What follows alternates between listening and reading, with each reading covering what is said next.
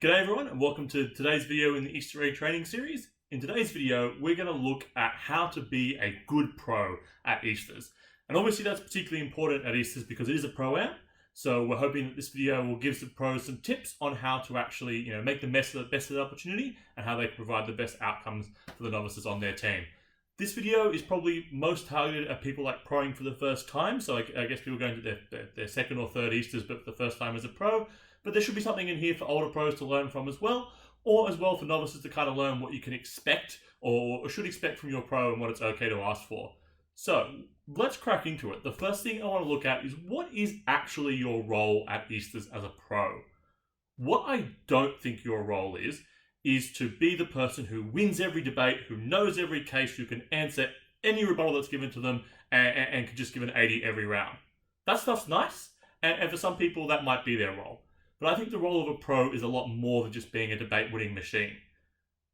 For a lot of novices, going to their first Easters or even their second Easters will be their first real experience at university debating and with an experienced person showing them the ropes. Your role as a pro is far more about making sure that their experience is a good one that is rewarding, one that is educational, and most importantly, one that is enjoyable. Because if we want our societies to continue, if we want to have more new novices coming in, we as pros have an obligation to make sure that that pro experience is one that is positive. So I think your primary obligation is actually to make sure the novices feel comfortable in the team, that they're having fun, that they know what's going on, and that this very daunting and scary and strange and new experience actually becomes one they can engage with.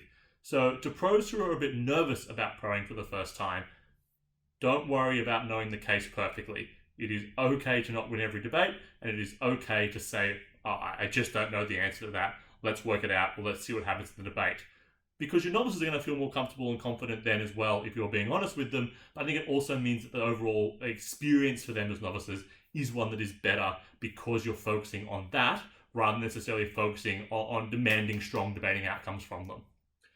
So the second thing I want to look at in this video then is what to do before the tournament as a pro. I think the first thing you need to do is just get to know your novices as much as you can. Get to know them as human beings. Get comfortable with talking to them. Try and make friends with them if you can. Just so you have a bit of a working relationship before you start.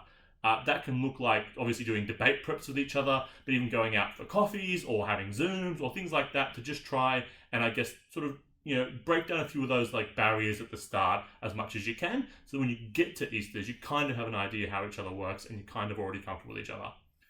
The second thing I think you should be trying to do as a pro before the tournament is watch your novices debate. So you kind of get an idea of where they're at. What are their skills? What are their weaknesses?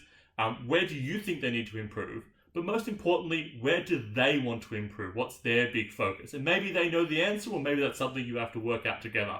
That kind of gives you an idea then of what the team dynamics are like, what prep should look like, and where to focus your feedback on, which actually I think ties quite well to the third thing I want to talk about in this video. And that's what to do actually at the tournament. I think this ties in a lot to the tournament experience element of being a pro that I spoke about at the start of the video.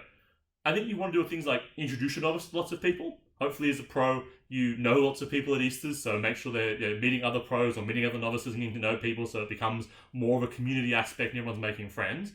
Secondly, explain what the hell's going on. Debating is weird. We have strange words. And tournaments are scary and different places. So answer questions about, what's happening in this briefing, what does that word mean, what are we doing now? So they understand what's going on in the whole process and makes it easier to acclimatize to.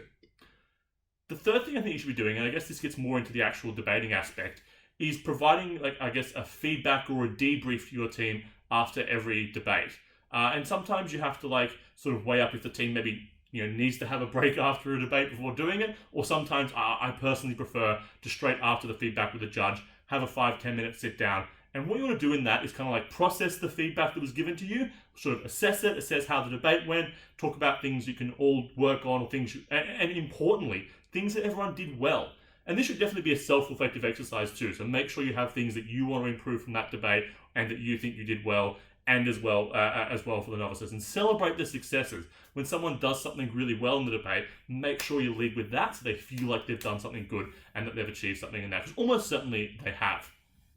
And I think it's important that way because the feedback doesn't become lost then, but it actually becomes something that is useful. And often judges sometimes there's a million things they say, it all goes over the novice's head. Your job as a pro is kind of like to distill that a bit and sort of like help the novice process it and see how that can fit. The last thing I want to say about the tournament itself, and this is actually probably the hardest thing, is to try and be positive as much as you can about the results. And I know this is something I had problems with as a pro a lot, about remaining positive, particularly after tight losses or things like that. Because even if you feel like it's your fault, like you wrote the wrong case or your speech was bad, being sad or angry or frustrated after the debate, while perfectly natural and okay to feel that way, if you're displaying that, it can sometimes make your team feel like it's their fault because they're the novices, they're the ones that are less experienced.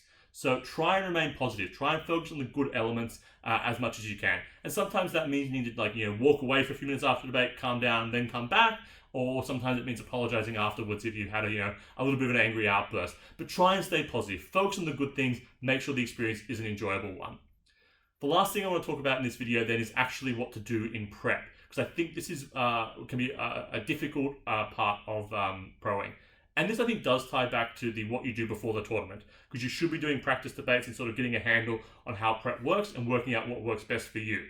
I think preps work really well when it's a guiding or a facilitative sort of group approach where everyone is contributing to it, so asking lots of questions, guiding the novices to the answers, making sure that their ideas are being heard, and as much as possible, like relating those ideas back to the case that is eventually given, just so that means that everyone feels connected to the process and novices don't feel like they're being undervalued. Because I know we talk a lot about giving a good feed or copying a good feed as a novice, particularly at first speakers, and that's not that's not to say it's not a legitimate debating tactic, because it absolutely is. But it's about how you conduct that process and making sure that the people who are speaking first don't feel like they're not valuable in the team for anything more than being a mouthpiece. And I think you do that by making sure that everyone is involved in writing those speeches, and feeling like prep is definitely a group thing. So you obviously lead it because you're the pro, and you probably have a little bit more insight than what the novices do. Not always, and if they do have better insights, let them do it. But I think it's important that prep aspect is one that feels like a group community aspect, because you don't want your novices walking away feeling like they've had a bad experience because they haven't actually been able to contribute to the successes. So to wrap it all up, being a pro that can smash debates and win debates and write the perfect cases is all well and good, but I think your primary role to be a good pro is one in which the novices have fun, they want to stay in debating, and they learn something. And that's the video. I wish all the pros and all the novices best of luck for Easters.